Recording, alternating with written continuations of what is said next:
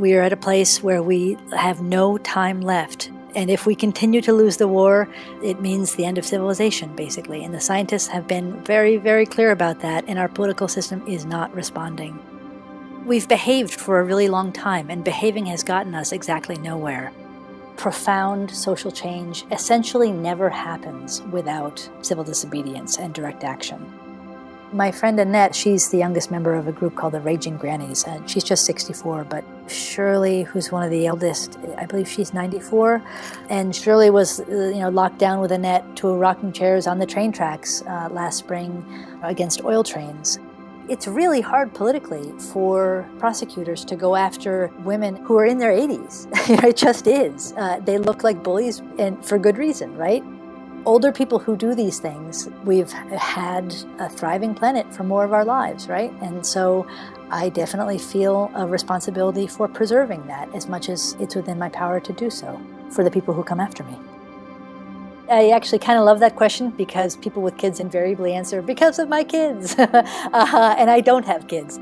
I mean, there are a lot of young people that I love, but it's really about my love for the world itself.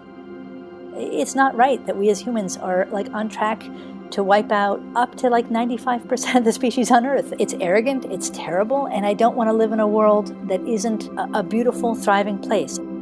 And if it takes my spending some time in prison to, help to change that conversation, that's a trade I'm willing to make.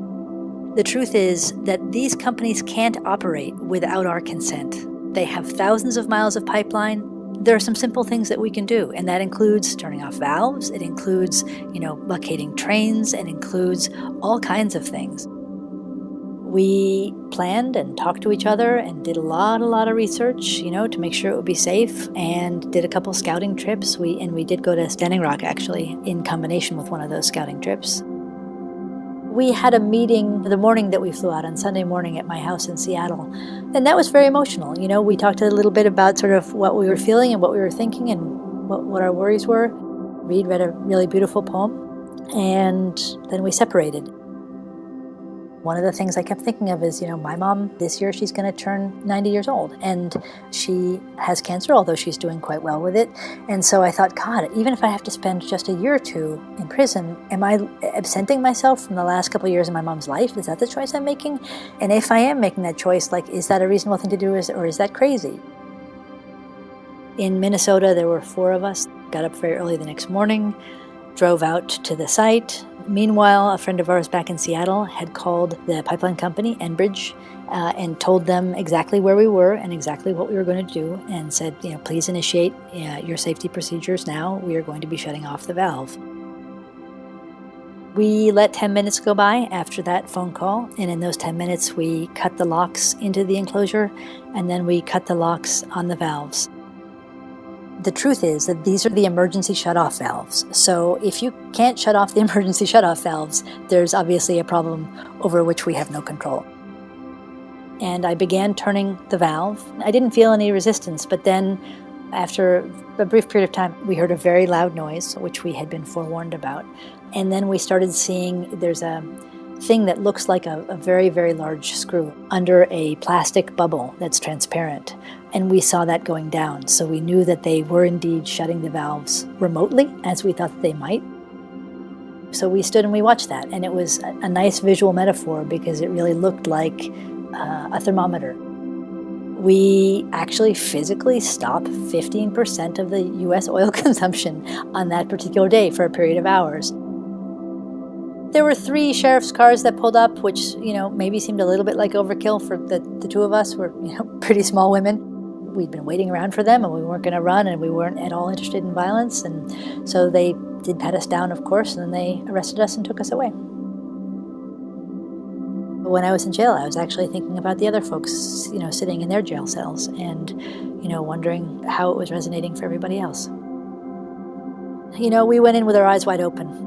The range of possible penalties is quite large, and again, we knew that. Look at the civil rights leaders. People had dozens of charges, is my understanding, over the course of a year or two.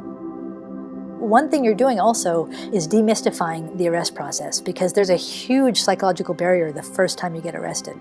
Like, was this a dumb thing? Was it just a gesture? What was my family going to think? How would people respond to this?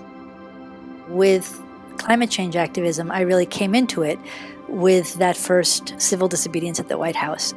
There were like 1,100 of us over the course of 2 weeks who were arrested. I went through that huge psychological barrier, even though I knew there was never a second at which I felt physically at risk. I was the youngest of the valve turners. I just turned 50. Those of us who took what was perceived to be the highest level of risk by being the valve turners are all older, and that is important because basically, somebody gets arrested for something like this when they're in their 20s or 30s, and it can be a real problem for all kinds of things. And that's something that Bill McKibben has been saying for years, is that it's really up to the older folks who don't pay as high a price when they take these risks. Wherever we here have been engaged, we have won every single fight so far. And that means stopping coal ports. It means stopping a rail spur to bring in oil trains. It means Keystone XL. Of course, that was a big, huge national fight. And it also means Shell doing the Arctic drilling and bringing their rigs here. When you're risking prison time, people look at it differently. And they're like, wow, that's crazy. Why would someone do something like that? And if we can inspire that question, why would someone do something like that? Then we can seriously advance the conversation around climate change. Some of the law enforcement officers engaged in some of the blockades have not only thanked us, they have also visibly shed tears over what we have done. If there are people who see what we are doing and it changes them in some deep emotional way, and if they are moved by it, it can make a big difference. A lot of these fights start as indigenous fights. These incredibly under-resourced communities are doing some of the most beautiful work, on the planet. And they are leading, and they are doing it for all the right reasons, and they are making all the right connections. We have to show up for these people. If this had been a fight only of the Standing Rock Sioux, it would have been every bit as beautiful in what it was. But it was able to create the powerful narrative that it has created because so many people came in support, even though it's, off in North Dakota in what seems to many of us the middle of nowhere. There's lots of things that people can do, but generally not by themselves. When people join forces with one another, we have vastly more power. There's still a lot we can do, so think about when you're old or on your deathbed what you will wish you had done, because now is the moment to do it.